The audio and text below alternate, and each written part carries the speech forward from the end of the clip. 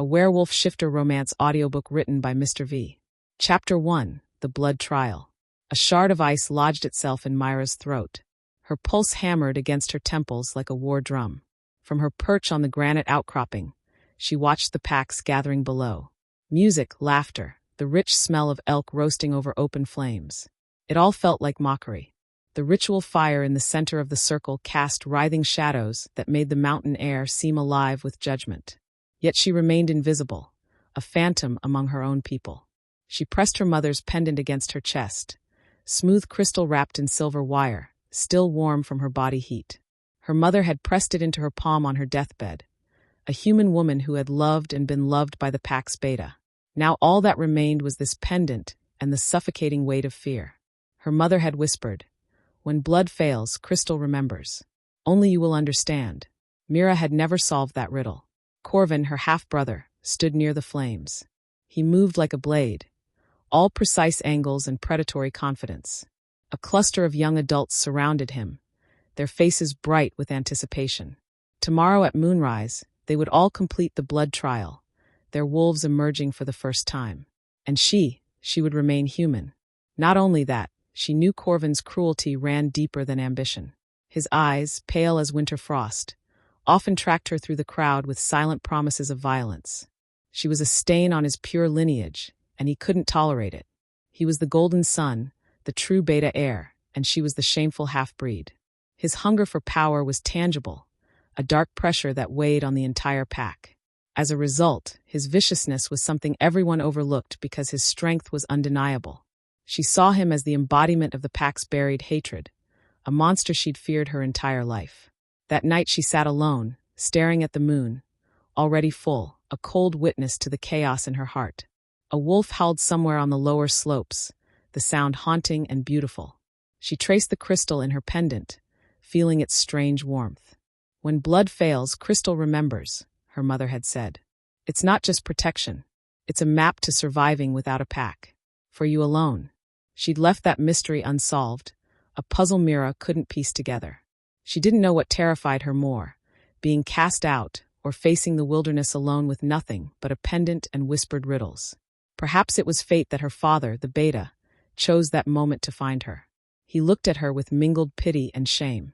Pity for the life she was about to lose, and shame for the secret he could no longer protect. His gaze was a knife, cold and sharp, confirming all her fears. In a single breath, he turned away, a silent refusal to shield her. A choice made without words. His betrayal wasn't loud or violent, but quiet and absolute. It was the moment she realized, bone deep, that she knew the truth. She was alone. The moon, a bright silver coin in the black sky, seemed to watch her with its light, a cruel spotlight on her isolation. Her heart ached a deep, hollow pain. She felt a loneliness that went beyond physical separation from her pack. It was an emotional chasm. She'd always felt different, always felt like an outsider. But tomorrow that feeling would become her reality. She was a failed wolf, a half-blood, a human girl in a world of predators. She saw no future beyond this night. Still, she clutched the pendant, a tangible piece of her mother, a silent promise. And just like that, her hope, a fragile, precious thing, shattered into dust. The next day, tension hummed through the air like electricity. The pack's great hall was thick with the scent of pine resin and expectation. Mira stood with the others, a line of young adults ready for the blood trial. She wore a simple tunic of undyed wool, stark against the ceremonial furs and leather of the purebloods. Her heart pounded so hard she was certain the entire pack could hear it. With every beat, she felt the weight of her secret pressing down, a stone in her gut. One by one, the others shifted. A girl named Senna, her hair a wild mass of copper curls, screamed in mingled pain and ecstasy as her bones cracked and reformed. Her wolf was magnificent, russet and gold. A growl rumbled in her throat as she turned to Mira, amber eyes filled with pure contempt. Not only that, even the younger pack members were already snarling in her direction, a sign that the hatred ran deep in the pack's culture. In the echo of Senna's success, Mira's failure felt magnified 1,000 times. The tension shattered as Corvin stepped forward. His smile was a cruel slash across his face. Corvin's shift was instantaneous, a blur of motion. His wolf was massive, silver gray with those same pale, frost-colored eyes. He roared, a sound that shook the hall's foundation, a sound filled with dominance and cruelty. His gaze locked on Mira, a silent promise of what was coming. For him, this was a display of superiority, confirmation of his birthright. He was pure blood. She was nothing. It was his arrogance and belief in his own supremacy that blinded him to any other form of strength. His sneer was a blade twisting in her chest. She could almost hear him thinking, "This is what a real lycan is." "What are you?" She heard the beta, her father, call her name. Her heart leaped into her throat. She moved to the center of the hall, 1,000 eyes boring into her. She felt like an actor on a stage, playing a role she never wanted. She closed her eyes, praying to the old gods her mother had whispered about, gods of mountains and storms. But the prayer felt empty. She tried to feel something, anything, a stirring of wolf inside, a primal instinct. Instead, there was only silence. The silence roared in her ears, a profound emptiness. As if the world had narrowed, she felt the absence where a wolf should be. She stood there, frozen, a human girl in a world of predators. The crowd's cheers dissolved into whispers. The whispers grew into shouts of failed blood and disgrace. The words felt like physical blows. She finally opened her eyes and saw Corvin. His lips were pulled back in a silent, savage snarl, and she realized this was what he'd wanted all along. The betrayal wasn't just her father's. It was the entire pack's. Her world tilted, and she knew in that moment that she was nothing to them. And just like that, everything changed. The moment her father gave the order, her world shattered into jagged fragments. "Take her," he commanded, his voice empty of emotion. His betrayal was not loud and violent, but quiet and deafening. What followed was brutal. 2 lycans seized her arms, their claws, sharp and hard, digging into her skin. Searing pain lanced through her.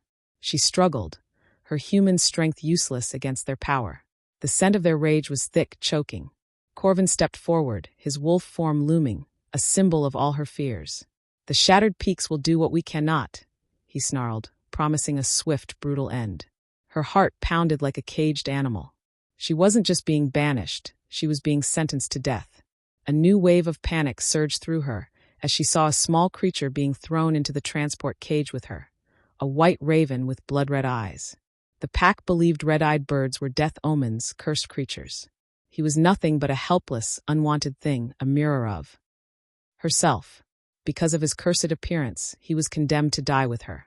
His panicked cawing echoed her own silent screams. In that moment, something fierce rose up in her. Protective, maternal. Though barely a woman herself, she would not let him die alone. She didn't know what scared her more. Facing the shattered peaks, a cursed mountain range where no lycan survived, or the thought of this bird dying alone. The peaks were ancient, full of razor-sharp rocks and secrets that preyed on the weak. Still, she clung to a thread of hope. The raven, her new responsibility, gave her reason to fight. She would not simply accept her fate. What's worse, her father did nothing to stop it. His face was a stony mask of indifference. He had chosen his pack over his daughter. Meanwhile, the lycans threw her and the raven into a small, rickety cage on wheels.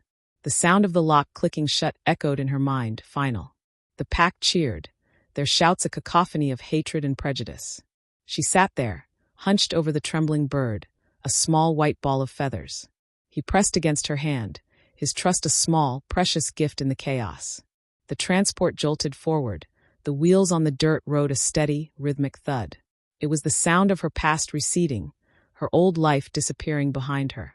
By the time they reached the border of the shattered peaks, thick dread had settled in. The mountains were jagged and gray, the air heavy with a magical rot that crystallized and poisoned lycans. She was human, yet she felt its influence, a dull pressure in her skull. The transport stopped. The lycans opened the cage and roughly shoved them out, not even sparing a final glance. They vanished as quickly as they came, leaving her and the raven alone in the unforgiving darkness. As the silence stretched, she took a breath. Her journey as a survivor, a protector, was just beginning. Chapter 2: The Crystalline Curse. A new terror, cold and absolute, washed over her. She was a ghost in mountains meant for graves. The air was heavy, thick with the scent of damp stone and the subtle, sickening sweetness of decay. It was a smell she now recognized as the rot, a crystalline poison clinging to everything like a second skin. The jagged peaks of the shattered mountains seemed to tear at the pale light filtering through gaps in the rock. The ground was a carpet of black, rotted moss that crunched and squelched under her worn leather boots. A shiver, not of cold but of fear, ran down her spine. The mountains were alive, and they wanted them dead. She had woken to the oppressive quiet of this cursed place. The transport was a distant memory, a rattling sound that had faded into silence. But she was not alone. The small white raven lay beside her, his feathers ruffled and dull. He was shivering, his tiny body trembling. His plumage, beautiful and almost ethereal white, was matted with grime. He was so small, so fragile, just like her. He was a symbol of her own cursed fate. She was a failed wolf, and he was a death omen. Two unwanted creatures abandoned to die. The mountains held their breath, waiting for them to fail. Her chest ached, not from exertion, but from the emotional weight of it all. It was a pain that rivaled her hunger and the burning in her lungs from the rot. She felt the poison, a low-grade fever that made her dizzy and nauseous.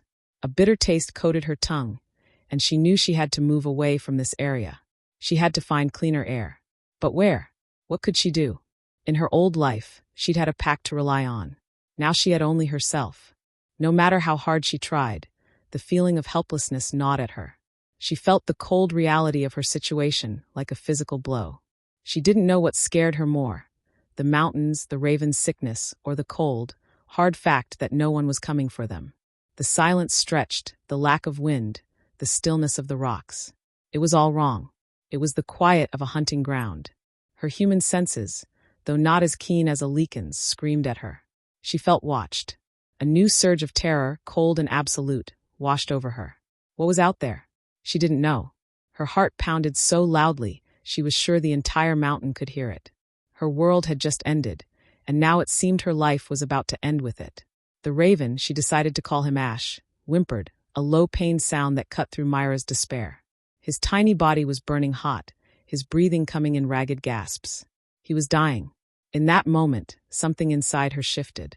The fear that had paralyzed her gave way to a fierce primal need to protect him. This bird, this outcast, was her only family now.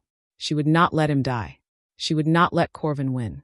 Not only that, she had to prove that their rejection was not an end, but a new beginning.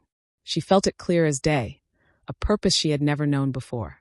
She remembered her mother's pendant. It was still clutched in her hand, a lifeline. The crystal was warm, almost hot against her palm. The pendant wasn't just protection. It was something more.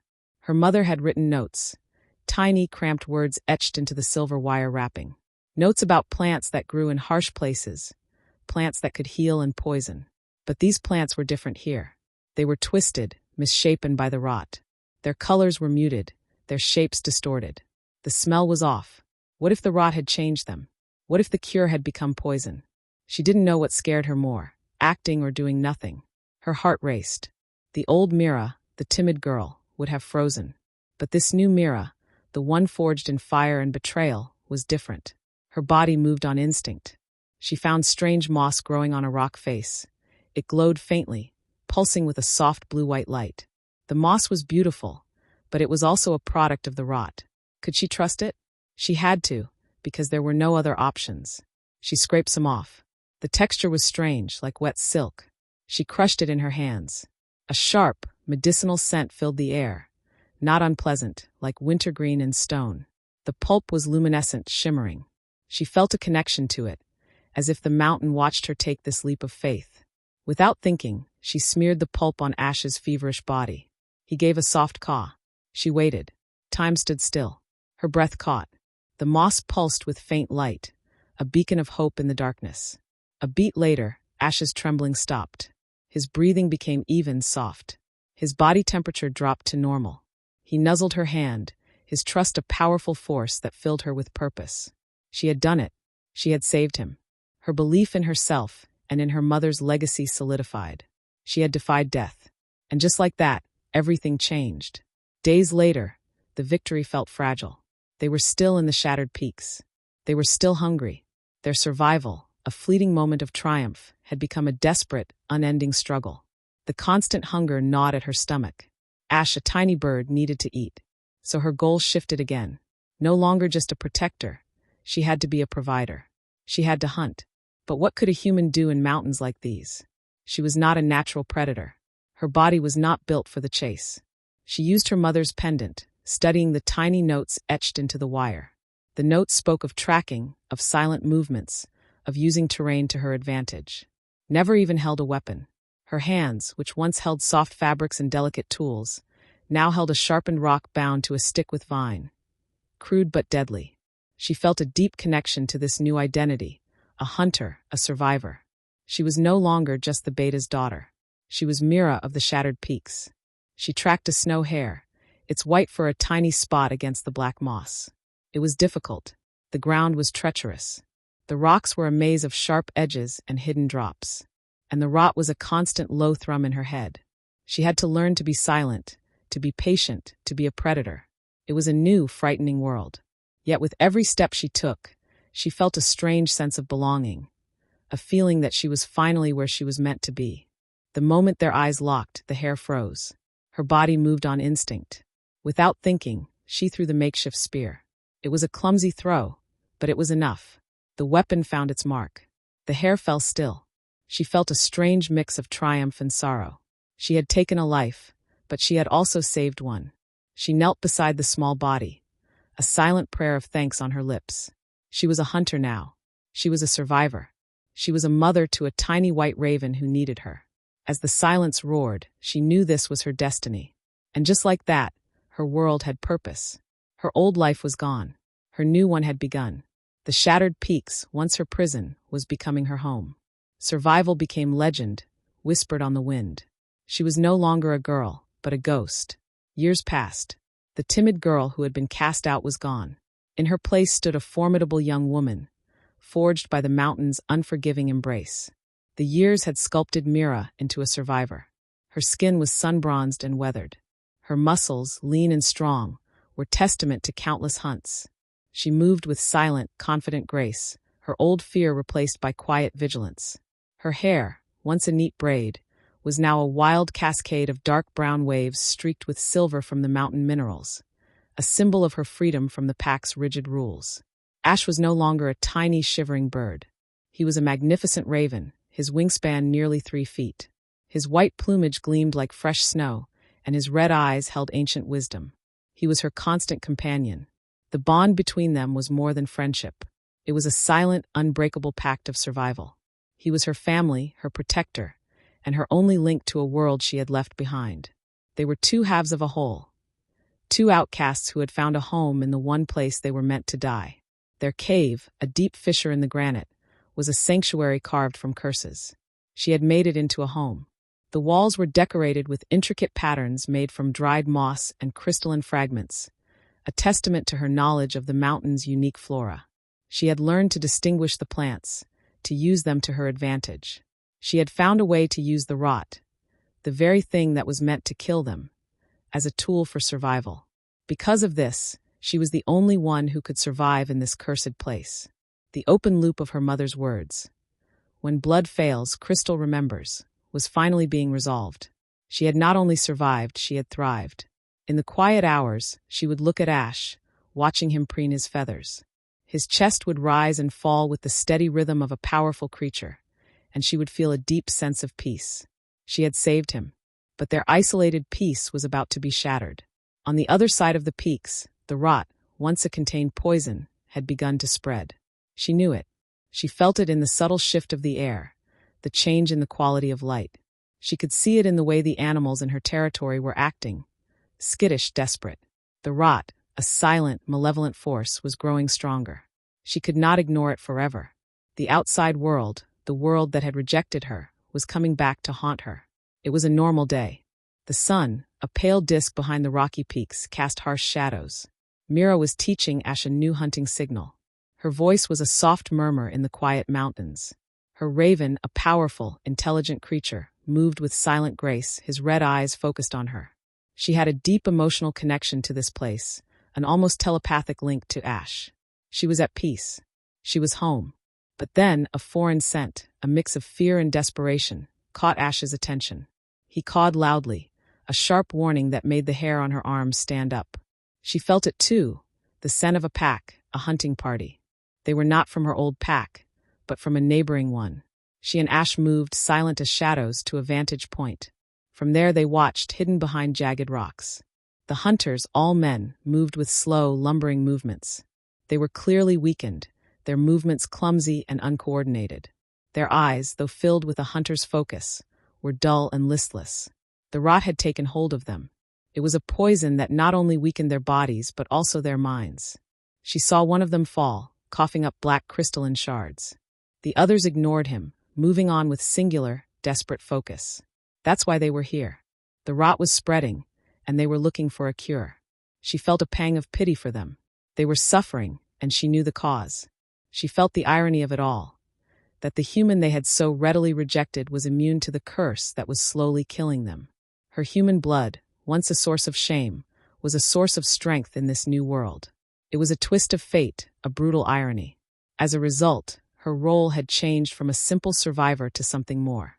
She was a witness, a silent, hidden witness to the downfall of a species that had once been her own. They continued to move, desperate and lost. One of them, a young man, dropped a small scroll. It was a mistake, an oversight born of desperation. The scroll unrolled as it hit the ground. It was an official decree from the High Elder, Theron, offering a reward for a cure for the spreading rot. She stared at the scroll, her heart pounding. The world had just gotten a lot bigger. Not only that, her quiet, peaceful existence was about to be shattered. Her safe haven, her sanctuary, was no longer safe. She was not a ghost on the wind. She was a beacon. She just didn't know it yet. Chapter 3. The Elder's Claim. The scent hit her first, a storm of authority, ancient wisdom, and unyielding justice. It was a scent that made every hair on her body stand on end. It was not the scent of a regular lycan. It was the scent of power, of judgment, of someone who had lived centuries. Ash felt it too. He went from a silent, watchful guardian to a submissive creature in the span of a breath, his wings tucked tight against his body, his head bowed low. He gave a soft, respectful caw, a sound she had never heard him make before. An elder had come to their sanctuary. An elder had entered their home. And he was not alone. The High Elder, Theron, stepped into the clearing near their cave. His presence was not just a sight to behold. It was a physical force. His body, tall and lean with the wiriness of age, was a testament to survival. His face, lined with the marks of centuries and heavy burdens, was a testament to his wisdom. He was an elder first, a man second. His scent was a mix of ancient cedar and snow melt, of power and something else, the faint crystalline taint of the rot. It had touched him too. His eyes, a deep penetrating silver blue, were sharp despite their weariness. He was not here by chance. He was looking for something. He was looking for them. The tension broke as his eyes fell on Ash. He stared at the magnificent white raven, not with the contempt she'd expected, but with dawning realization. It was as if he had just found a missing piece of an ancient puzzle. Then his eyes, silver and intense, fell on Mira. He stared at her, a human girl, a survivor, a ghost of the shattered peaks. He did not see a weak, rejected half-blood. He saw a warrior, a survivor. He saw a key. In the quiet that followed, her breath caught. She had been found. He spoke, his voice a low, resonant sound that seemed to vibrate through the stone itself. "You," he said, and the word was a question, an answer, and a claim all at once. "You are the cure." He was not a savior. He was a claimer. He had found them, two outcasts, a human and a cursed bird. He needed them to save his people. Their rejection was not a curse. It was a key to a cure, to a future.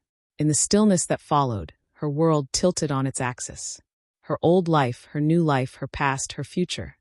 It all depended on this one man. The ghost was now something more. Her world would never be the same. His eyes were a storm of emotions, and she was caught in the middle.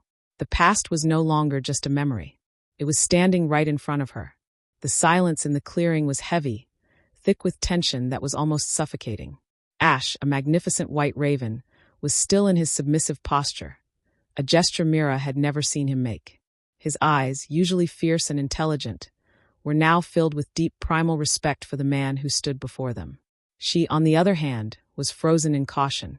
This was Theron, the High Elder, the same elder who had been legendary and distant, spoken of in whispers. Yet now he was standing in her home, claiming her.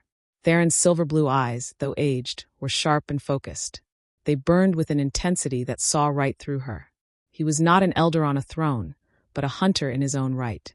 The scent of him, ancient cedar and snow melt, was now mixed with something else. The subtle crystalline sweetness of the rot. The poison was eating away at him, making him vulnerable, but his will was iron. He looked at her, a human girl, and saw not weakness but a key. He saw in her the one thing that could save his people. "You are the cure," he said again, his voice a low resonant sound that vibrated through the air. "It's in your blood, isn't it?" He was not asking a question. He was making a statement, an accusation. His gaze, silver and intense, fell on her hands, still stained with the luminescent blue moss. A beat later, he stepped forward, the space between them burning with charged, unspoken energy. She felt it clear as day. He wasn't just claiming her. He was claiming her life, her power, her freedom, as if fate demanded it. She felt a profound shift in their dynamic. She was no longer a survivor. She was a pawn. But then Ash cawed, loud and sharp. The sound was a warning, a challenge that came from deep in his throat. It was a sound she had never heard from him before, a protective, defiant sound that was a stark contrast to his earlier submissiveness. The call wasn't directed at Theron. It was a message to him. She is mine, my human, my protector. It was a moment of pure, raw defiance that she knew would have consequences. The Pax, Theron's authority, would never accept this. Theron, an elder, a leader of all the mountain territories, was being challenged by a human girl and a cursed raven. His reaction was not what she expected. He just stood there, his eyes on Ash, a faint, almost imperceptible smile on his lips. This was an elder who was used to being challenged, and he was not afraid. The air thickened. Theron ignored Ash's call and turned his focus back to her. "You have something my people need," he stated, his voice now softer, more persuasive. "The rot is spreading. It's killing us. The only thing that seems able to stop it is you, your humanity." He spoke not of a curse, but of a cure. He spoke not of her weakness, but of her strength. It was a stunning reversal, a shocking new reality. For so long, her human blood had been a source of shame. Now it was her power. She found her voice, though it trembled. "What do you want?" she asked. The question was simple, but the stakes were high. She was not just asking for herself, but for Ash as well. "I want you to come with me," he said, his eyes filled with desperate intensity. "I want you to help me. Help my people. If you do, I will give you anything you want." He was not an elder demanding her allegiance. He was a man begging for her help.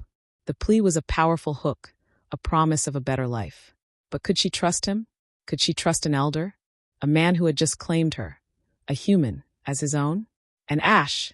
she asked, her voice filled with desperate hope. "He is cursed. They will kill him." Theron looked at Ash, the magnificent white raven, the one everyone had thought was a death omen. His eyes, silver and intense, held dawning realization. "He is not a curse," he said, his voice filled with reverence she had never heard before. "He is a sign. His white feathers, his red eyes, they are marks of the ancient spirits. He is a guide to those who can read the old magic. He was an elder with vision, a leader who could see beyond the Pack's prejudice." Theron made a promise, an oath so powerful that it felt sealed by fate itself. He promised her safety and Ash's. He promised them a home, a place where they would be not just accepted, but honored. He spoke of a new unity, a coalition of hope, a gathering of all the mountain Packs. He spoke of a world without the rot, a world where humans and lycans could coexist. He painted a vivid picture of a future she had never dared to dream of. He did not ask her to forget her past. He asked her to use it to build a new future. Her old life had ended. Her new one was just beginning. The decision, the most important one of her life, was now hers. A choice had to be made, and she knew in her heart what it had to be. She looked at Ash, her only family, her only hope. His red eyes, filled with trust so pure it was almost holy, were her guiding light. She looked at Theron, an elder, a leader, a man who saw her not as a flaw, but as a key. She saw the desperation in his eyes, the weariness of a man who was losing a war he had been fighting for decades. She saw the truth in his words. She saw the future he was painting. "I will come," she said, her voice filled with newfound strength. "I will help you, but I have one condition." The condition was not about her. It was about Ash. She would not leave him behind. He had been her only companion, her only protector in the dark years of her banishment. She would not abandon him for a chance at a new life. He was her family. Her response was a testament to her new self. A warrior, a protector, a leader in her own right. She had moved past her trauma, past her pain, and was now ready to face a new, bigger challenge. Theron's smile, a weary, ancient thing, was filled with deep relief. "Anything," he said, and the word was a promise, a vow. "I will give you anything." The truth was she didn't want anything. She just wanted a home. A place where she and Ash could be safe. A place where they would be accepted. The deal was struck. Not with a contract or a handshake, but with a simple understanding. They were in this together. The elder, the human girl, and the cursed raven. They were a team. They were a family. They were the key to a future no one had ever dared to dream of.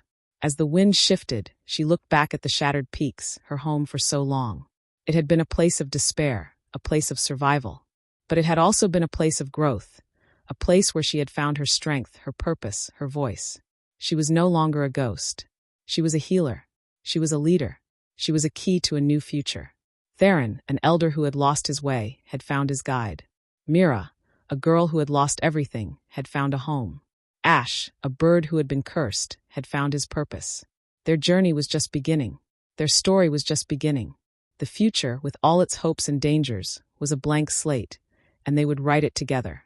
His words were a brand on her soul, and in the quiet of the mountains, a new chapter began. Chapter 4. The Journey to Iron Hollow. The journey out of the shattered peaks was nothing like the brutal banishment. This time there was no rickety cage, no rough handling. Theron's escorts moved with silent, disciplined grace. They were a mix of old and young, their faces etched with the strain of the rot, but their movements were sharp and focused. They were a pack of wolves, but they carried themselves with the dignity of warriors. Mira and Ash were not prisoners. They were guests. Corvin's sneering condemnation was now a distant, hollow echo. Theron walked beside her. The High Elder, a man with the weight of all the mountain territories on his shoulders, chose to walk with a human girl. He spoke to her, not as a leader to a subordinate, but as an equal. He asked her questions about the shattered peaks, about the plants, about the rot. He listened. His eyes, still a deep, penetrating silver blue, were focused on her every word. He didn't just hear her. He listened. She found herself talking, her voice, once so small and hesitant, now strong and confident. She spoke of her mother's pendant, of the glowing moss, of the way the rot twisted the world. He showed her a side of his world she never knew existed. He spoke of the rot, a curse that had plagued his people for generations. It was a slow, agonizing death, a poison that not only weakened their bodies but also their spirits.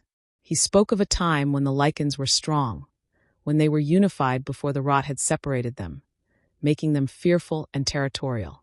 He spoke of his predecessor, an elder who had died from the rot, and of his own struggle to keep the territories together. He was an elder, a judge, a peacekeeper, but he was also a man who was broken. What followed was a moment of intimacy. They sat by a small, crackling fire. Ash perched on a nearby rock, a silent, watchful guardian. The scent of pine and burning wood filled the air. She felt a connection to Theron, a deep emotional bond that had nothing to do with romance and everything to do with shared purpose. They were both outsiders, both fighting for a future that seemed impossible.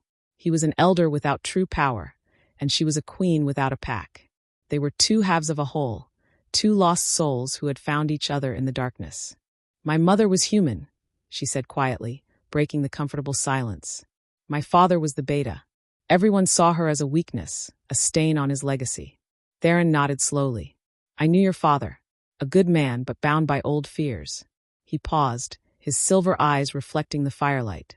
"Your mother, she was a healer, wasn't she?" "Yes. She understood plants, crystals, energy. Things the pack dismissed as human superstition." Mira touched her pendant. "She told me that when blood fails, crystal remembers. I never understood until I had to survive." "The old magic," Theron murmured. "It existed before we became what we are. Before we split into human and lycan. Your mother remembered what we forgot." The first sight of Iron Hollow, Theron's stronghold carved into the mountainside, was breathtaking. It was a fortress of dark stone and iron gates, imposing but also beautiful. The walls were high, the gates massive, and the guards, all lycans, were a testament to the coalition's strength. But the rot had touched this place too. The air was thick with the scent of sickness, and the faces of the people were pale and drawn. They looked at Mira, not with hatred, but with suspicion and desperate hope. Theron, an elder who was used to being respected, was now being questioned. The council members, a group of territorial alphas, looked at him with doubt. They saw an elder who had brought a human, a failed wolf, into their sanctuary. They saw an elder who had broken protocol. Theron, what is the meaning of this? One of them, a broad-shouldered woman with eyes like amber, demanded. Her voice, though controlled, was filled with chilling authority. We cannot trust a human, a creature that weakens the bloodline. Her words were a familiar echo of Corvin's cruel sneer. The pack's prejudice was a deep-seated rot, a poison as deadly as the crystalline curse. But Theron stood tall, his voice a low, commanding sound that filled the great chamber. She is not a weakness, he said, his eyes on the woman, a silent warning. She is a key. She is the cure. She is the one who will save us. His words, a powerful testament to his faith in her, silenced the room. He spoke of Ash, a white raven who was not a curse but a guide to ancient magic. He spoke of her human blood, a source of strength, not shame. He spoke of a new coalition, a unity of hope, a gathering of all territories. The council members, though not convinced, were silenced. They had no choice but to accept his authority. The packs, however, were a different story. They looked at her with a mix of suspicion and fear. They saw a human girl, but they also saw an elder's trust. They saw a weakling, but they also saw a savior. They were a coalition of two worlds, torn between old prejudice and new hope. Her world had tilted, and she was at the center of it all. She was no longer just a survivor. She was a symbol. She was a promise. She was something powerful in a world that was not her own, but she was going to make it hers. That night, she stood on the balcony of her chamber, a surprisingly luxurious room that felt foreign and strange. She looked out at the vast mountainous territories, her heart filled with a mix of fear and hope. She had come a long way from the shattered peaks. She was no longer a ghost, but something more. She was a healer, a leader, a hope. But she was also a woman with a past, a woman with a secret. Her past, her family, her old life, it all came flooding back to her. The face of her father, a beta who had betrayed her. The sneer of her brother, a man who had tried to kill her. The fear was a cold weight in her chest. A soft knock on the door made her jump. It was Theron. He came in, his scent of cedar and snowmelt a comforting presence in the strange room. He looked at her, his eyes, still a deep, penetrating silver blue, filled with something she couldn't quite name. Respect. He saw her not just as a tool, but as a person, as a woman. His eyes in that moment were filled with an emotion that was a testament to his character, something that was a stark contrast to the betrayal she had experienced. "You are not alone," he said, his voice a soft murmur that filled the room. "You have me. You have Ash. You have people here who need you." His words were a brand on her soul, a promise of a future she had never dared to dream of. He took her hand. His touch, though weathered and scarred, was gentle. He was an elder, a leader, a man used to giving commands. But he was also a man who was willing to listen to her. A human, a healer, a key. He was a man who had found his purpose in her. He told her his burden, a dark, terrible truth that had haunted him for decades. His own nephew, his heir apparent, had left the coalition years ago, disgusted by what he saw as Theron's weak compromise with human settlements. His nephew, Corvin, had started his own pack, a pack of purebloods, a pack of supremacy, a pack of hate. Her world tilted, and in that moment she realized the truth. The man who had betrayed her, the man who had tried to kill her, was Theron's nephew. He was the one who would challenge the elder's authority. The elder had a traitor for an heir, and she had a murderer for a half-brother. The two worlds, once so separate, were now intertwined. Her old life, her new life, her past, her future. It was all linked. The fight was not just against the rot. It was against a traitor. It was against a family. It was against Corvin. Between one breath and the next, she understood. Theron's hand tightened on hers. "He will come for you," Theron said quietly. "When he learns you're here, alive, helping me. He will see it as the ultimate betrayal of everything he believes." "Let him come," Mira said, surprised by the steadiness in her own voice. "I'm not the frightened girl he threw away anymore." Theron's silver eyes held hers, and for a moment something passed between them. Understanding, respect, and the first stirrings of something more complicated. Something neither of them had time for, but that existed nonetheless. "No," he agreed softly. "You are not." The space between them held a tension that had nothing to do with fear and everything to do with possibility. But the moment passed. There was work to be done. As if the world itself conspired against rest, a commotion erupted outside. Shouts. The clang of the iron gates. Theron was on his feet instantly, and Mira followed. They reached the courtyard to find a group of lycans, clearly from a different territory, being escorted in by guards. They were in bad shape, their skin mottled with crystalline growths, their movements pained and desperate. "High Elder," one of them gasped, falling to his knees. "The rot, it's spreading faster. Whole families are dying. We heard there was hope here." Mira stepped forward before she could think better of it. She knelt beside the man, her hands already reaching for the pouch at her belt, where she kept samples of the mountain moss. "How long have you had the crystalline growths?" she asked. The man stared at her in confusion. "You're human?" "Yes," she said simply. "And I'm going to help you." As she worked, crushing the luminescent moss and applying it to the worst of the crystalline infections, she felt the eyes of dozens of lycans on her. Fear, hope, doubt, wonder. And somewhere in that crowd she felt Theron's gaze, steady, proud, and filled with something that made her heart beat faster. She was no longer just surviving. She was beginning to live. And just like that, everything changed again. Chapter 5. The Healer's Chamber. She stood at the precipice of a new life, the scent of fear and hope mingling on the wind. The Healer's Chamber was a place of quiet power, a stark contrast to the austere stone of the Elder's fortress. The walls were lined with shelves filled with jars of glowing moss, dried herbs, and strange crystalline fragments. The air, once thick with the scent of sickness, was now filled with the sharp, medicinal smell of the mountain remedies. Mira, a leader in a world that wasn't hers, was finally in her element. Her hands, once used to holding sharpened spears, were now busy grinding herbs and mixing salves. She was a healer, a savior, and she was also a human girl with a secret that could tear this coalition apart. She worked tirelessly, her movements precise and confident. Ash, a magnificent white raven, perched on a high beam, his red eyes, filled with ancient wisdom, watching her every move. He was a silent companion, a powerful protector, her only family in this strange new world. The other healers, a group of old, weary lycans, watched her with a mix of suspicion and respect. They saw her, a human, performing miracles they could only dream of. They saw a woman who was not afraid of the rot, but who had a deep, almost intimate knowledge of its power. One of them, a woman named Sarah, a healer with kind, tired eyes, approached her. "How do you do it?" she asked, her voice a soft murmur. "How do you know what works?" Mira looked at her, her eyes filled with newfound confidence met Sarah's. "My mother," she said, her voice filled with reverence that was a testament to her love. "She taught me. She gave me a pendant, a guide to surviving when blood fails." The open loop of her mother's words was finally closed. Her mother had not given her a curse. She had given her a key. She had given her a gift. Later that night, Mira sat alone, gazing at the moon, full and bright, a silent witness to the turmoil in her soul. She was a healer, a leader, a savior. But she was also a woman who was beginning to feel something complicated for an elder. Theron, a man with the weight of all the territories on his shoulders, had found his purpose in her. He had found his hope in her. And she had found something unexpected in him.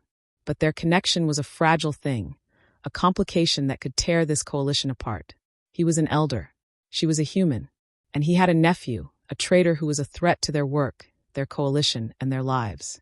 The great hall was filled with the scent of roasted venison, spiced wine, and the subtle medicinal smell of the healing herbs. It was a gathering, a celebration of hope. The coalition, once weary and defeated, was now filled with new energy, new optimism. They looked at Mira, not with suspicion, but with gratitude. They saw the cure. They saw a savior. They saw hope. Theron, an elder who was used to maintaining order, was now being celebrated. He was an elder who had brought hope to his people. He was an elder who had found something precious. He sat beside her at the high table, his hand, weathered and strong, resting near hers. The touch, though not quite contact, was a promise, a question. He looked at her, his eyes silver and intense, filled with something that went beyond respect. They were an elder and a human, a judge and a healer, but they were also two souls who had found understanding in the darkness. The moment their eyes locked, the air thickened and the space between them burned with charged, unspoken energy. They were connected. It was a connection born not out of simple attraction, but out of respect, out of trust, out of shared purpose. She felt her heart race. This was different from anything she'd known. This was not the desperate survival bond she had with Ash. This was something that made her feel both powerful and vulnerable at once. But then a scout burst through the doors of the great hall. His face was pale, his eyes wild.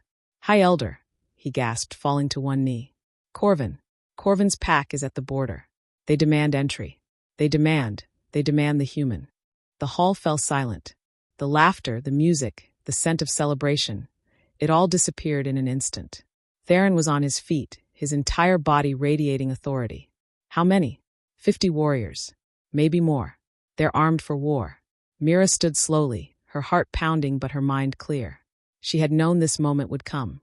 From the instant Theron told her about his nephew, she had known. Corvin had come to reclaim his supremacy. He had come to destroy his uncle's coalition. He had come to kill the human who had stolen his birthright to power. His arrival, a shocking convergence of her past and present, was a reminder of the danger that still lurked in the shadows. He was a traitor, a fanatic, and he was a threat to everything they had built. The hall erupted in chaos. Voices shouting, warriors reaching for weapons, council members demanding strategy. Theron's voice cut through it all like a blade. "Silence." The room obeyed instantly. He turned to Mira, his silver eyes burning with intensity. "You don't have to face him. I can." "No," she interrupted, her voice steady and clear. "He came for me. This ends between us. Mira, I'm not the girl he threw away, Theron. I'm not afraid of him anymore." She touched her mother's pendant, feeling its warmth. "I know who I am now." Something fierce and proud flashed in Theron's eyes. He gave a single sharp nod. "Then we face him together." Between one breath and the next, he reached out and took her hand. Fully, completely, in front of the entire hall. It was a public claim, a statement that could not be taken back. The gasps that rippled through the crowd were audible. An elder, holding hands with a human. It was unprecedented. It was scandalous. It was a declaration. "She is under my protection," Theron announced, his voice carrying to every corner of the hall. "She is a member of this coalition. And anyone who threatens her threatens me." Mira's chest tightened with emotion she couldn't quite name. Gratitude, fear, and something warmer, something that made her fingers tighten around his. As the hall emptied, warriors preparing for confrontation, Theron pulled her aside into a quiet alcove. "I need you to understand," he said urgently, his silver eyes searching hers. "Corvin is not just ambitious. He's dangerous. He believes that lycans are the superior species, that humans are parasites weakening the bloodline. When he sees you alive, thriving, helping us, it will enrage him beyond reason." "I know," Mira said softly. "I lived with that hatred every day of my childhood." Theron's jaw tightened. "I failed you once. When I was elder and you were cast out, I should have intervened. I knew your father, knew the circumstances. But I chose neutrality, chose not to interfere in pack politics." His voice dropped. "I will not fail you again." The raw honesty in his words struck something deep in her chest. "You didn't know me then." "No, but I know you now." His hand came up, hesitating just inches from her face. "And what I know is that you are the strongest person I have ever met, human or lycan." The space between them was charged, intimate. His hand finally touched her cheek, gentle, reverent, asking permission. She leaned into the touch, her eyes closing for just a moment. When she opened them, his face was closer, his silver eyes dark with emotion. "After this is over," he said quietly, "we need to talk about what this is between us." "Yes," she whispered. "We do." But the moment shattered as a horn sounded. 3 short blasts. The signal that Corvin had reached the gates. Theron's hand dropped, the elder's mask sliding back into place. But his eyes held hers for one more heartbeat. "Stay close to me," he commanded. "Always," she replied. And together, they walked toward the confrontation that would change everything. The courtyard was a sea of tension. Theron's coalition warriors lined the walls, weapons ready but not drawn. The massive iron gates stood open, a sign of Theron's authority, his refusal to hide behind walls. And there, at the head of a pack of fierce, cold-eyed warriors, stood Corvin. He looked exactly as Mira remembered, all sharp edges and predatory grace, his pale eyes like chips of winter ice. But he was larger now, more powerful, radiating the authority of an alpha in his prime. His gaze swept the courtyard, passing over the coalition members with contempt until it landed on her. Recognition flashed across his face, followed by pure, incandescent rage. "You," he breathed, the word a curse. "You're alive." Mira stepped forward, out from behind Theron's protective stance. She met her half-brother's gaze without flinching. Disappointed, Corvin's lip curled. "You should be dead. The shattered peaks should have killed you years ago. You and that cursed bird." As if summoned, Ash swooped down from the fortress walls, landing on Mira's shoulder. His red eyes fixed on Corvin with unsettling intelligence. "The shattered peaks made me stronger," Mira said calmly. "They taught me things you'll never understand." Corvin's eyes shifted to Theron, and his expression twisted with betrayal. "Uncle, you bring this abomination into our world? You, who should be upholding the purity of our bloodlines." "I bring salvation," Theron said, his voice cold and absolute. "While you were building your empire of hatred, the rot was spreading. Mira has saved more lives in the past weeks than you have in your entire existence." "Saved?" Corvin laughed, the sound harsh and bitter. "She's infected you with her weakness. This coalition will crumble. The territories will fall. And it will be because you chose a human over your own blood." "She is not the weakness here," Theron said quietly, dangerously. "You are." The courtyard went utterly still. Corvin's eyes flashed wolf gold, his rage barely contained. "Then you leave me no choice, uncle. I challenge your authority. I challenge this coalition. And I challenge her right to exist." He shifted brutal, instantaneous, into his massive silver-gray wolf. His warriors followed suit, a wave of transformation that filled the courtyard with snarls and the scent of aggression. Theron's coalition responded, warriors shifting, forming a protective wall around Mira and the Elder. But Corvin's eyes, those pale, frost-colored eyes, never left Mira. She felt it clear as day. This was not about the coalition. This was not even about Theron. This was about her. About the fact that she had survived, had thrived, had become something powerful when she should have died in shame. She stepped forward, her voice carrying across the courtyard. "Corvin," her half-brother's massive wolf head swung toward her. "You want to challenge me? Then challenge me. Not them. Not this coalition. Me." "Mira, no," Theron started, but she raised a hand. "I have something you need to see," she called out. "Something that will prove once and for all whether I'm an abomination or whether you are." Corvin shifted back to human form, his expression suspicious. "What game is this?" "No game." Mira reached into her pouch and pulled out a crystalline fragment, a piece of the rod itself, pulsing with sickly light. "You know what this is. You've seen it consume our people. But do you know where it comes from?" A flicker of uncertainty crossed Corvin's face. "The rod is not a curse from the old gods," Mira continued, her voice steady and clear. "It's not a punishment for mixing bloodlines. It's a disease created by crystalline magic, the same magic that my mother studied, that you dismissed as human superstition." She held up the fragment. "And the reason it kills lycans but not humans is because lycan blood is too hot, too aggressive. It feeds the crystals, makes them grow. Human blood." She pressed the crystal against her palm, and it dimmed, its glow fading. "Human blood neutralizes it." Gasps rippled through the crowd. "You cast me out because I was half human," Mira said, her eyes locked on Corvin. "But my humanity is the only reason I could survive the shattered peaks. The only reason I could study the rot. The only reason I can cure it." She took a step closer to her half-brother. "So tell me, Corvin, who is the abomination? Me, who saves lives? Or you, who would rather watch your people die than admit you were wrong?" The silence that followed was deafening. Corvin's face twisted with rage and something else, something that looked almost like fear. "You think your tricks will save you? You think?" "I think," Mira interrupted, her voice cutting like steel, "that you're afraid. Afraid that if I'm right, everything you've built is a lie. Every person you've hurt, every prejudice you've spread, it's all been for nothing." And just like that, everything changed. Chapter 6, Shattered Truths. Corvin's hand shot out, fast as a striking snake. He grabbed Mira's wrist, the one holding the crystalline fragment, his grip bruising. "You dare lecture me about strength? About survival?" His voice was a low, venomous hiss.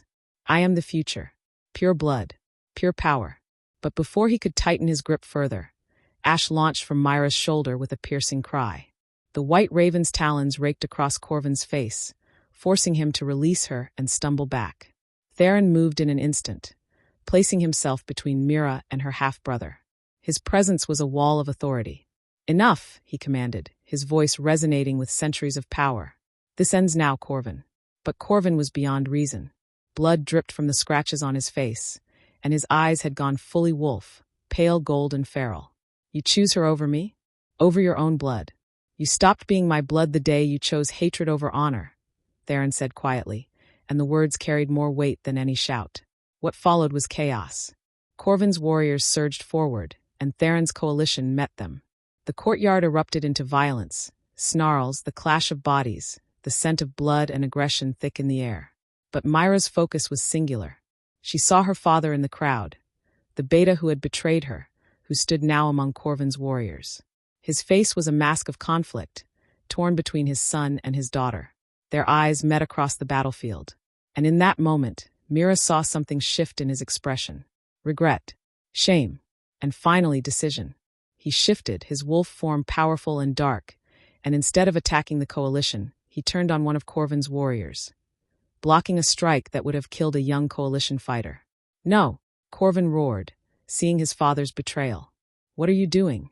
The beta shifted back, his voice carrying across the courtyard. "What I should have done years ago.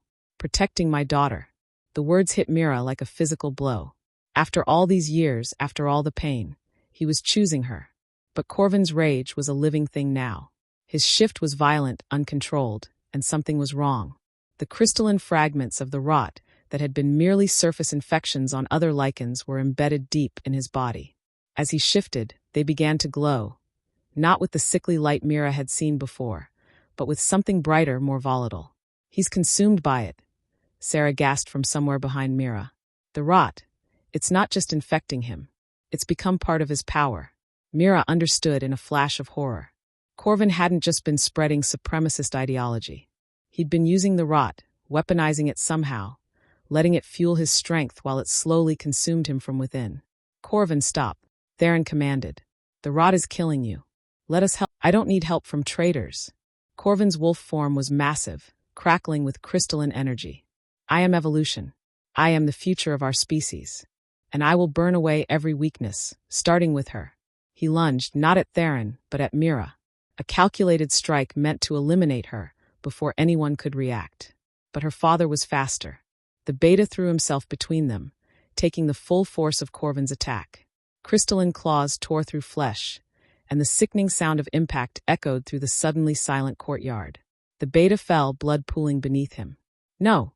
Mira screamed, dropping to her knees beside him. "No, no, no!" Her father's eyes, clouded with pain, found hers. "I'm sorry," he whispered, blood flecking his lips. "I'm so sorry, little one. I should have protected you."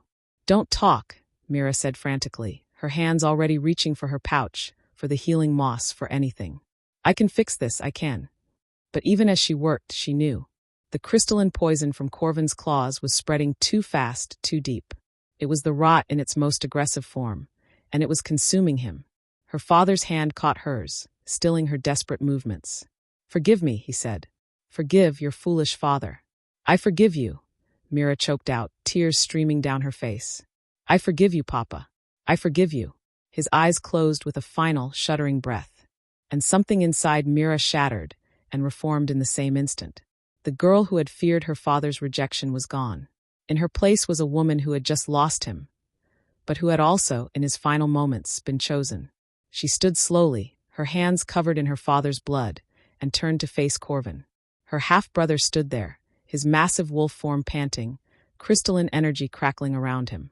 But there was something wrong with his eyes now, a wildness, a loss of control. "You killed him," Mira said, her voice eerily calm. "You killed your own father." "He was weak," Corvin snarled, but his voice cracked. "He chose you over strength, over purity." "He chose love over hatred," Mira interrupted. "He chose redemption over pride. And you." She took a step forward, and Corvin actually backed up, uncertain. "You chose power. And it's killing you." She could see it now so clearly. The way the crystalline fragments were spreading across his body in his wolf form. The way his movements were becoming more erratic, more pained. He wasn't controlling the rot. It was controlling him. "The rot feeds on aggression," Mira said, her voice carrying across the courtyard. "On rage, on hatred. Every time you shift, every time you fight, you feed it. And eventually, it will consume you completely. Lies, Corvin roared, but his form flickered, the shift becoming unstable. Let me help you, Mira said, and she meant it. Despite everything, the years of cruelty, the banishment, her father's death, she meant it. I can slow the spread. I can teach you how to manage it. But you have to stop fighting. You have to let go of the rage. For a moment, just a moment, she saw something flicker in Corvin's wolf eyes. Fear, uncertainty, maybe even a desperate hope. But then his pride, that terrible consuming pride, surged back. I don't need your pity, half-breed. I don't need. His words cut off in a howl of agony. The crystalline fragments were spreading faster now, visible beneath his fur, glowing brighter and brighter. Theron stepped forward. Corvin, as your elder, I command you to stand down. Let her help you. This is not weakness, it's survival. Survival. Corvin laughed, the sound broken and bitter. I've done nothing but fight for survival my entire life. Fight to prove I was worthy. Fight to be stronger than the half-breed sister who should never have existed. Fight to show that pure blood was the only way. The crystals flared and Corvin screamed. His form began to collapse, the shift failing, leaving him trapped between human and wolf, a horror of crystalline growths and twisted flesh. Mira didn't think. She ran forward, her hands glowing with the blue-white light of the mountain moss she'd crushed into paste. She pressed it against the worst of the crystalline infections, ignoring Corvin's snarls and attempts to bite her. Let me save you, she pleaded. Please let me save you. For a heartbeat, Corvin's eyes cleared. He looked at her, really looked at her, and saw not the half-breed he despised, but the sister who was trying to save his life despite everything he'd done. Why? He whispered. Because you're my brother, Mira said simply, and because mercy is not weakness. But the rot had spread too far. The crystals had embedded too deep. Even as she worked, even as she poured every technique her mother had taught her into trying to neutralize the poison, she knew it wasn't enough. Corvin knew it too. Something like peace settled over his features. I was wrong, he said quietly. About you. About everything. Corvin. Tell my warriors, he interrupted, his voice fading. Tell them the truth. About the rot. About you. Don't let them make the same mistakes. His body convulsed one final time, the crystals spreading in a final cascade. And then he was still. The courtyard was silent. Corvin's warriors stood frozen, staring at their fallen alpha. Mira knelt between two bodies, her father and her half-brother, her hands covered in blood and luminescent moss. She felt hollowed out, empty. The revenge she'd never known she wanted was ashes in her mouth. Theron was beside her in an instant, his hands gentle on her shoulders. Mira. She looked up at him, and he saw the devastation in her eyes. I couldn't save them, she whispered. Either of them. You tried, Theron said firmly. You showed mercy to a man who showed you none. That is not failure. That is strength beyond anything I have ever witnessed. One of Corvin's warriors, a young man, barely more than a boy, stepped forward hesitantly. Is it true? He asked, his voice breaking. What you said about the rot, about human blood being the cure. Mira nodded slowly. Then, the young warrior looked at his packmates, then back at Mira. Then Corvin was wrong. About everything. One by one, Corvin's warriors began to kneel. Not in surrender, but in acknowledgement. In acceptance. We have nowhere to go, another warrior said. Our alpha is dead. Our beliefs shattered. Will you? She swallowed hard. Will you help us anyway? Mira looked at Theron. His silver eyes held a question, leaving the choice to her. She stood slowly, her legs shaking with exhaustion and emotion. Yes, she said. I will help you. All of you. Because that's what healers do. The tension that had gripped the courtyard finally broke. Corvin's warriors merged with the coalition, united not by blood purity or supremacy, but by the simple need to survive, to heal. As the crowd dispersed to tend to the wounded, to mourn the dead, Theron kept his hand on Mira's shoulder. You need to rest. I need to work, Mira countered. There are wounded. There are. Mira. His voice was gentle but firm. You have given everything today. Let others help now. Let me help. She looked at him, this ancient, powerful elder who had seen centuries of conflict, and saw genuine concern in his eyes. Genuine care. For her. Okay, she whispered. He guided her away from the courtyard, away from the blood and the bodies and the weight of what had just happened. Ash swooped down to perch on her shoulder, his presence a comfort. In a quiet alcove, away from the chaos, Theron finally pulled her into an embrace. It was not romantic, not yet. It was simply human. The comfort of one survivor holding another. "You are the strongest person I have ever known," he murmured against her hair. "Human or lycan. You are extraordinary." Mira let herself lean into him. Let herself take this moment of weakness. "I don't feel strong. That's how I know you are." Theron pulled back slightly, his silver eyes searching hers. The truly strong never feel strong enough. And in that moment, in the aftermath of devastation and loss, Mira felt something shift between them. Something that went beyond respect, beyond partnership. But before either could name it, reality intruded. There was work to be done. Bodies to honor. Wounds to heal. A future to build from the ashes of the past. And just like that, the world kept turning. Chapter 7. Aftermath and Ascension. The days that followed were a blur of grief and healing. The great hall of Iron Hollow had been transformed into a makeshift infirmary, filled with the wounded from both sides of the conflict. The air was thick with the scent of blood, medicine, and the subtle sweetness of the luminescent moss that Mira used in seemingly endless supply. She worked without rest. Her hands moved constantly, grinding, mixing, applying. Every lycan who had been touched by the rot during the battle needed treatment, and she was the only one who truly understood how to neutralize the crystalline poison. Sarah worked beside her, learning, asking questions, taking careful notes. Other healers from various territories came to observe, to understand. What had once been dismissed as human superstition was now the key to their survival. But Mira felt hollow inside. She saved lives mechanically, her mind distant, replaying her father's final words, Corvin's last moment of clarity. The weight of it all pressed down on her like a physical burden. Theron watched her with growing concern. On the third night after the battle, he found her in the healer's chamber long after midnight, still working, her eyes red-rimmed with exhaustion. "Mira," he said softly, and she startled, nearly dropping the mortar she was grinding. "You need to rest." "I need to finish this batch," she said, her voice hoarse. "There are still 12 lycans with active infections, and if I don't—" "Sarah can finish it," Theron interrupted gently. "She knows the formula now. You've taught her well. But you are not alone in this anymore." He crossed to her, taking the mortar from her trembling hands and setting it aside. "You've carried this burden by yourself for so long. Let others help share the weight."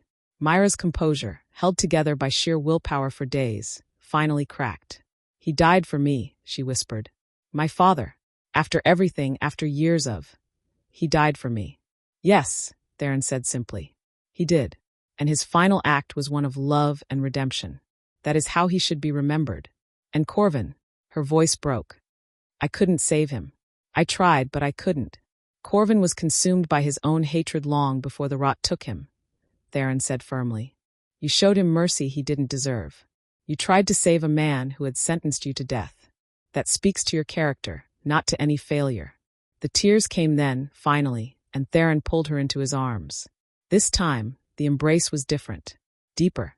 His hand stroked her hair, and she felt his lips brush her temple. A gesture of comfort and something more.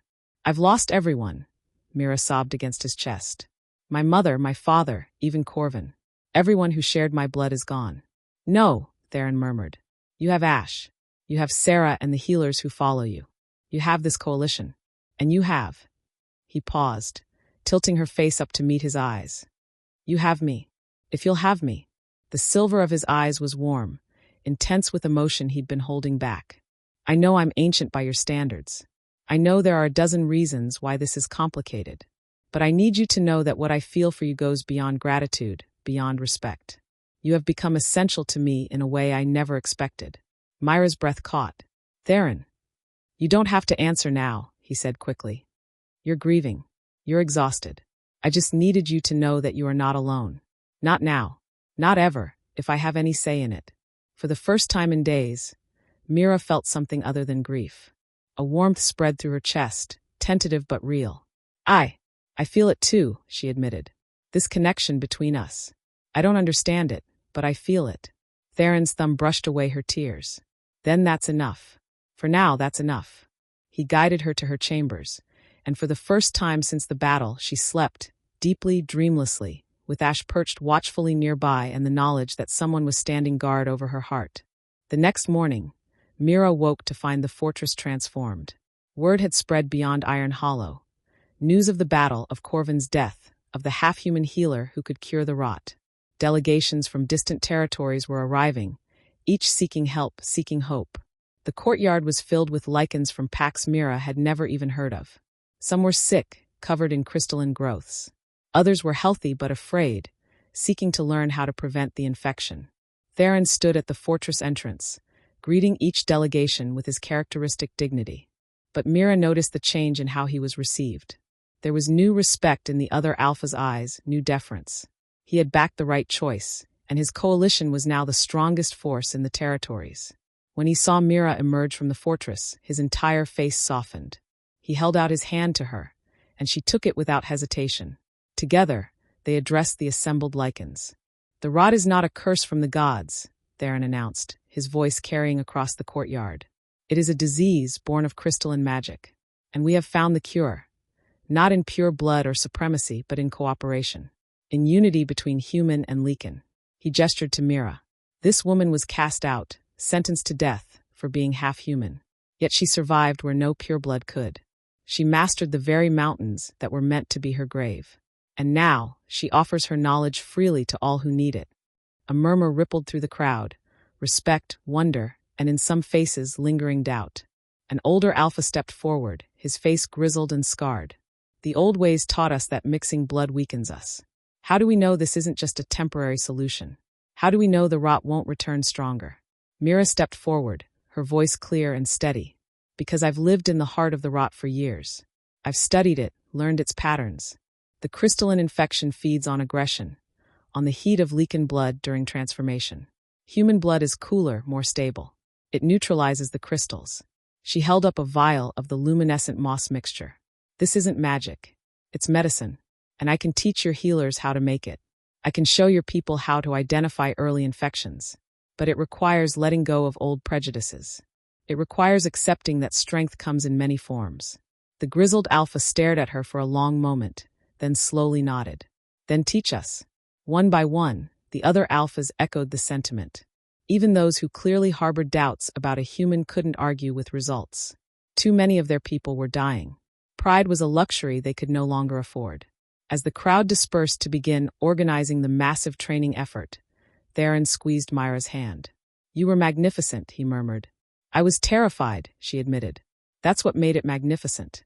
His silver eyes held hers with an intensity that made her heart race. True courage is being afraid and doing it anyway. The following weeks were a whirlwind. Mira trained dozens of healers from different territories, showing them how to identify the correct moss varieties, how to prepare the antidote, how to recognize early warning signs of rot infection. Sarah became her right hand, organizing the healers into an efficient network. Ash became something of a legend himself. The white raven with red eyes, once seen as a death omen, was now viewed as a sign of the new age.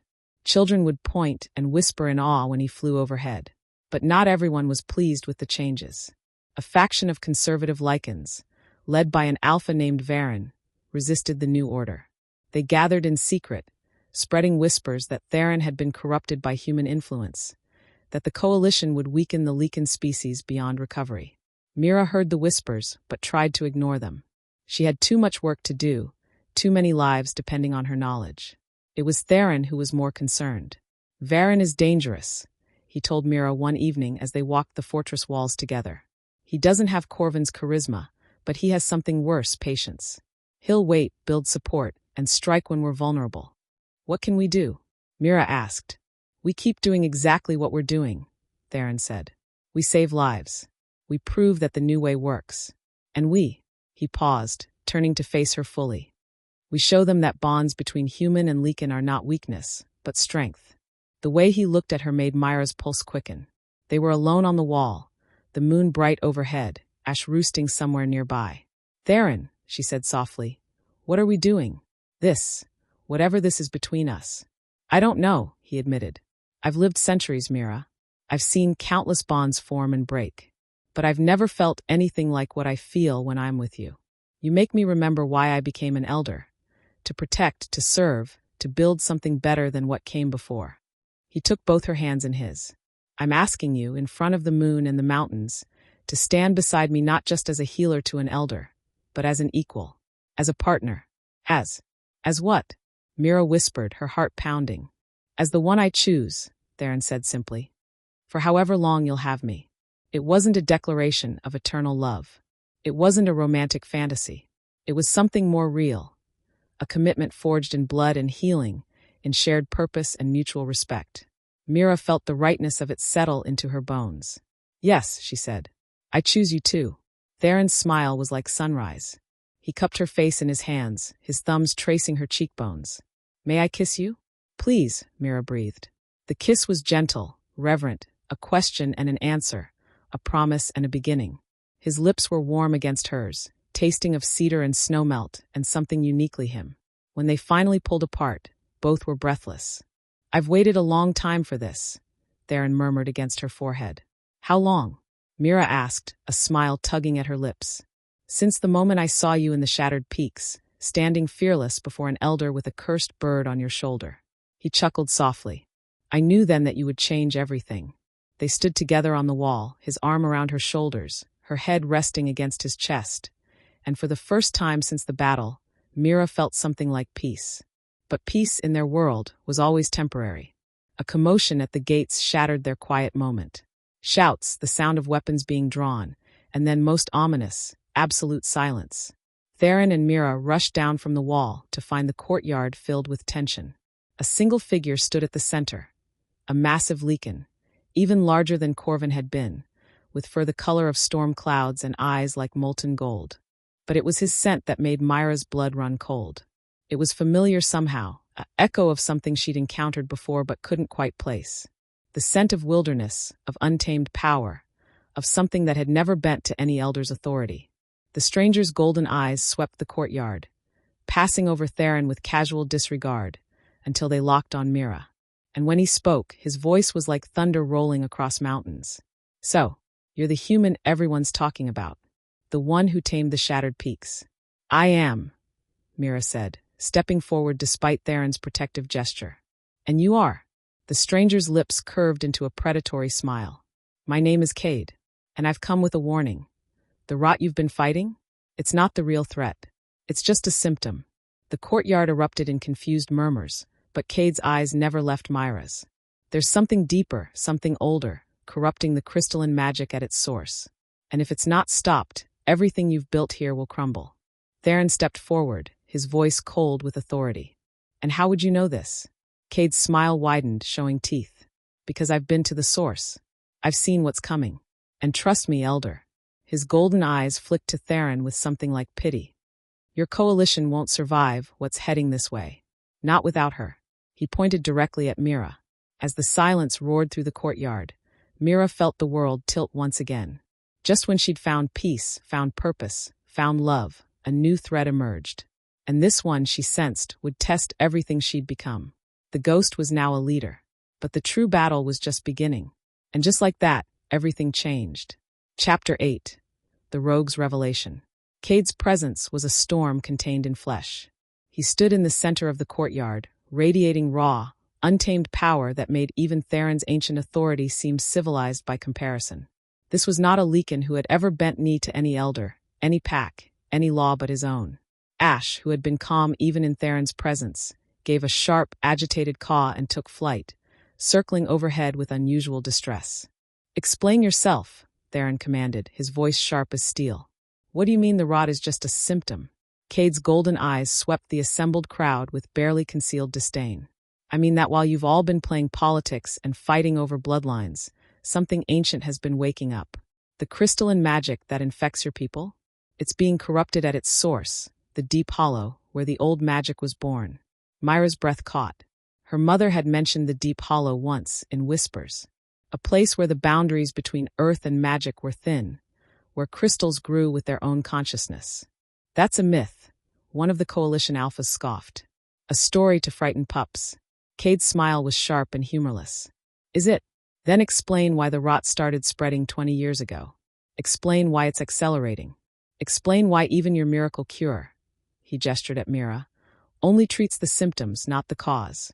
The words hit like a physical blow. Mira had been so focused on saving individual lives that she hadn't considered the larger pattern. But Cade was right. The rot was spreading faster, becoming more aggressive. Her treatments slowed it, bought time, but they didn't stop the source. "How do you know this?" Mira asked, stepping forward despite Theron's warning hand on her arm. Cade's golden eyes locked on hers, and the intensity made her breath catch. "Because I've been hunting it for 5 years. Ever since it killed my pack. Every single member, corrupted from within by crystalline growths no healer could stop. I'm the only survivor." The raw pain beneath his words was unmistakable. This was a man driven by grief as much as purpose. "And you think I can help?" Mira asked. "I think you're the only one who can help," Cade corrected. "You survived the shattered peaks, the place closest to the deep hollow. You understand crystalline magic in ways these pack-bound fools never will. And you," his gaze intensified, "you have something they don't. Human blood that neutralizes the corruption. At the source, that might be enough to seal the breach." "Absolutely not," Theron said flatly, stepping between them. "You're asking her to go to a place no one has returned from, on the word of a rogue with no allegiance, no witnesses, and no proof." "The proof is standing in your courtyard," Cade shot back. "Every infected lycan is proof. Every death from the rot is proof. How many more need to die before you accept that your political coalition isn't enough?" The two men faced each other, and the tension between them was palpable. Theron represented order, authority, civilization. Cade represented chaos, instinct, survival. They were opposites in every way that mattered. And Mira stood between them, feeling the pull of both. "Show me," she said quietly. Both men turned to her. "Show me your proof," Mira continued, her voice stronger. "If what you're saying is true, there must be signs. Evidence. Something more than just your word." Cade studied her for a long moment, then reached into the pack at his side. He pulled out a crystalline fragment, but this one was different from any Mira had seen. It pulsed with irregular light, and even from several feet away, she could feel its wrongness, a discord that made her teeth ache. "This is from a lycan who died 3 months ago," Cade said. "Watch what happens when it's near another crystal." He nodded to one of the infected lycans in the courtyard, a warrior with early-stage growths on his arm. As Cade brought his fragment closer, the warrior's infection began to glow brighter, spreading visibly across his skin. Sarah gasped. "It's like they're communicating. Like they're connected." "Exactly," Cade said, pulling the fragment away. The warrior's infection stopped spreading, but the damage was done. It had grown noticeably in just those few seconds. Every crystal is linked to the source. When the corruption deepens at the deep hollow, every infection in every territory gets worse. It's not a disease spreading person to person. It's one disease spreading from a single wound in the world. The courtyard was silent as the implications sank in. Mira's mind raced. Everything she'd learned, everything she'd treated, it was all connected. The shattered peaks were so close to the deep hollow that the rot there was most concentrated, most pure. That's why her mother's knowledge had worked there. She'd been learning to treat the infection at its most potent. "If we seal the source," Mira said slowly, "all the infections would stop spreading?" "More than that," Cade said, his golden eyes intent. "They'd begin to heal naturally. The crystals need the connection to the corrupted source to maintain their aggressive growth. Cut that connection, and they become inert. Harmless." "This is speculation," Theron said, but his voice lacked its earlier certainty. "It's truth," Cade countered. "And deep down you know it. You've seen how the infections are worsening despite treatment. You've seen how more territories fall every month. How long before even this fortress is overrun? How long before the cure can't keep up with the spread?" Mira saw the conflict in Theron's face. He knew Cade was right, but he also knew what he was asking. For Mira to risk her life on a journey to a place of legend and nightmare. "I have to go," Mira said quietly. "No," Theron said immediately, his hand finding hers. "We'll find another way." There is no other way," Mira interrupted gently. She turned to face him fully, her free hand coming up to cup his cheek. "You know there isn't. This is why I survived the peaks. This is why my mother gave me her knowledge. This is what I'm meant to do." "I can't lose you," Theron said, and the raw vulnerability in his voice made her heart ache. "I've only just found you." "You won't lose me," Mira promised. "I survived the shattered peaks alone. Imagine what I can do with help. She looked at Cade. You'll guide me? I'll get you there and back, Cade said. You have my word. The word of a rogue, Theron said bitterly. The word of the only one who survived the journey, Cade corrected. But I won't force this. She has to choose. And there it was, the choice. Stay safe in the fortress. Continue treating symptoms while the world slowly died around them. Or risk everything to strike at the source, to potentially save not just the coalition, but every lycan in every territory. It wasn't really a choice at all. I'll go, Mira said. But not alone. Ash comes with me. And, she looked at Theron. I need you to hold this coalition together while I'm gone. Can you do that? Theron's jaw tightened, but he nodded. I'll keep your work alive. I'll train more healers. His voice dropped. I'll wait for you. I'll come back, Mira said, standing on her toes to kiss him gently. I promise. The kiss was bittersweet, weighted with everything they'd found and the possibility of losing it. When they parted, Theron's silver eyes were bright with unshed tears. Come back to me, he whispered. Come back, and I'll spend the rest of my very long life making sure you never regret choosing me. I could never regret you, Mira said. But as she turned to face Cade, she saw something flicker in his golden eyes. Something that looked almost like longing, quickly masked by his usual predatory confidence. We leave at dawn, Cade said gruffly. Pack light. The journey is hard, and we can't afford to be slowed down. That night, Mira couldn't sleep. She stood in the healer's chamber, preparing supplies, checking and rechecking her pack. Sarah had helped her prepare concentrated doses of the antidote, along with samples of every healing herb she might need. You'll come back, Sarah said quietly. You're the strongest person I know. I'm terrified, Mira admitted. Good, Sarah said. That means you understand the stakes. She pulled Mira into a fierce hug. But you're not the same girl who was cast out. You're not even the same woman who arrived here weeks ago. You're a leader now. A legend. And legends don't die in forgotten hollows. After Sarah left, Theron came. He didn't speak, just pulled her into his arms and held her. They stood like that for a long time, drawing strength from each other. If you don't come back, Theron finally said, I'll tear the deep hollow apart stone by stone to find you. If I don't come back, Mira said, you'll lead this coalition to victory anyway. You'll finish what we started. Promise me. I promise, Theron said. But I'd rather promise to be here when you return. He kissed her then, deeply, desperately. A kiss that tasted of goodbye and hope and love too new to be spoken but too powerful to be denied. When dawn came, half the fortress turned out to see them off. Mira, Cade, and Ash stood at the gates, supplies packed, the path ahead uncertain. Theron stood at the front of the crowd, every inch the elder, but his eyes were only for her. Go save the world, he said, his voice carrying across the courtyard. And then come home. Mira nodded, not trusting her voice. And then they were moving, down the mountain path, toward the deep hollow and whatever waited there. Cade set a brutal pace, his long strides eating up the ground. Ash flew overhead, a white beacon against the gray sky. For hours, they traveled in silence. The terrain grew rougher, the air heavier with crystalline corruption. Mira could feel it pressing against her skin, her lungs, her mind. This was worse than the shattered peaks. This was the source. Finally, as the sun began to set, Cade called a halt. They made camp in a small cave, the entrance partially hidden by fallen rocks. As they ate their meager dinner, Mira studied her guide. Why are you really doing this? She asked. You could have left the territories, gone somewhere the rot hasn't reached. Why stay? Why fight? Cade was silent for so long she thought he wouldn't answer. Then, because I made a promise, to my pack as they died, that I would end this, that their deaths wouldn't be meaningless. I'm sorry, Mira said softly, for your loss. Don't be sorry, Cade said, his golden eyes reflecting the firelight.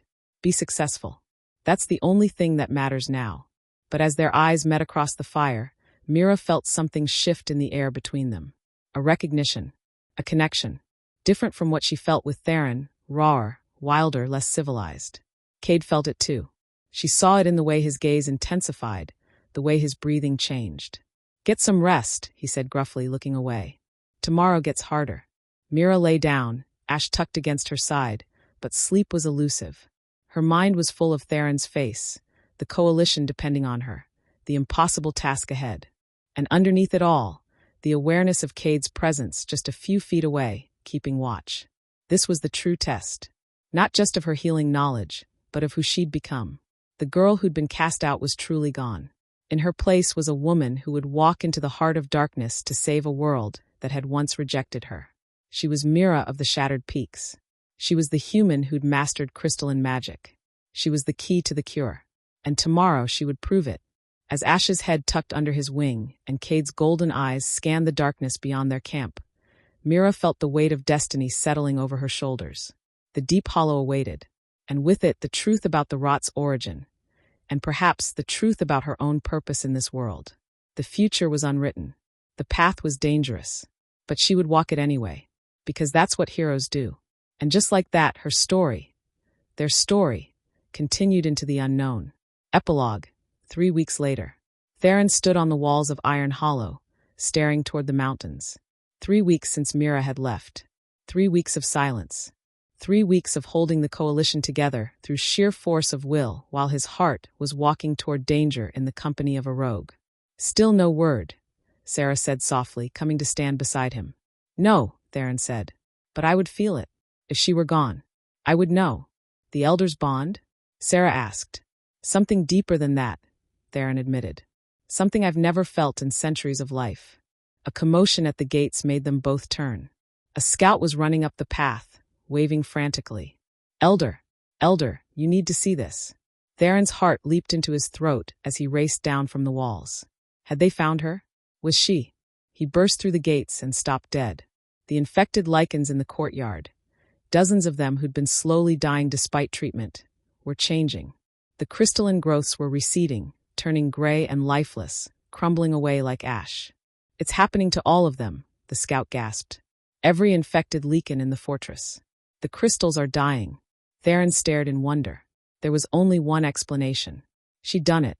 Mira had done it. She'd sealed the source. And somewhere in the mountains, she was alive. She had to be. Prepare a search party, Theron commanded, his voice filled with hope and pride. Bring her home. But even as he spoke, a white raven with red eyes appeared on the horizon, flying fast and true toward the fortress. Ash was returning, and behind him, 2 figures emerged from the mountain path. One small and dark-haired, one massive and golden-eyed. Mira was coming home. Theron didn't wait. He ran, dignity forgotten, elder authority abandoned. Ran like a man possessed toward the woman who'd stolen his ancient heart. When he reached her, she was bruised, exhausted, and more beautiful than anything he'd ever seen. It's done, she said simply. The source is sealed. And then she collapsed into his arms. Final scene, 1 month later. The great hall of Iron Hollow was filled with representatives from every territory. The coalition had grown, united not by fear or force, but by the proof of what cooperation could achieve. Mira stood at Theron's side as he addressed the assembly. No longer his healer or his tool or even his partner. Now she stood as his equal, recognized by every alpha as the one who'd saved them all. The deep hollow is sealed, Theron announced. The rot will spread no more. Those already infected will heal naturally over time. We have been given a second chance, not just to survive but to thrive. Cheers erupted through the hall. And we owe it all to one woman, Theron continued, his hand finding Mira's. A woman who was cast out, sentenced to death, for being half-human. A woman who proved that strength comes not from blood purity, but from courage, knowledge, and mercy. He turned to face her fully, and in front of the entire assembly he knelt. Gasps rippled through the crowd. An elder kneeling. Mira of the Shattered Peaks, Theron said, his silver eyes shining. Will you stand with me? Not as my subject, not even as my equal, but as my chosen partner? Will you help me build a world where no child is ever cast out for being different? Mira's heart was so full she could barely breathe. Yes, she said, pulling him to his feet. Yes, I will. The kiss they shared was witnessed by hundreds, a symbol of the new age they were building together. But as the crowd cheered, Mira's eyes found Cade in the back of the hall. The rogue alpha who'd guided her to the deep hollow, who'd fought beside her to seal the source, who'd proven himself loyal even when it cost him his freedom. He met her gaze, and something passed between them. Not romance, she'd chosen Theron, and Cade respected that. But an understanding, a recognition that they were bonded now, not by love, but by the battle they'd survived together. Cade nodded once, then slipped out of the hall, back to his wandering, back to his freedom. But Mira knew he'd return someday, when they needed him most. That night, Mira stood on her balcony with Theron's arms around her, and Ash perched on the railing, watching the territories spread out below. The moon was full and bright, a witness to how far she'd come. From rejected half-blood to legendary healer. From ghost to queen. From survivor to savior. "What are you thinking?" Theron murmured against her hair. "I'm thinking," Mira said slowly, "that my mother was right. When blood fails, crystal remembers. But more than that, when you're rejected by your past, you can build your own future." "And what future are you building?" Theron asked. Mira turned in his arms, her hands framing his ancient, beloved face. "One where no one is cast out for being different. One where human and lycan work together. One where old wounds can heal." She smiled. "Our future." Theron kissed her softly. "Our future," he agreed. And as Ash took flight under the moonlight, his white wings catching the silver light, Mira knew her story was not an ending.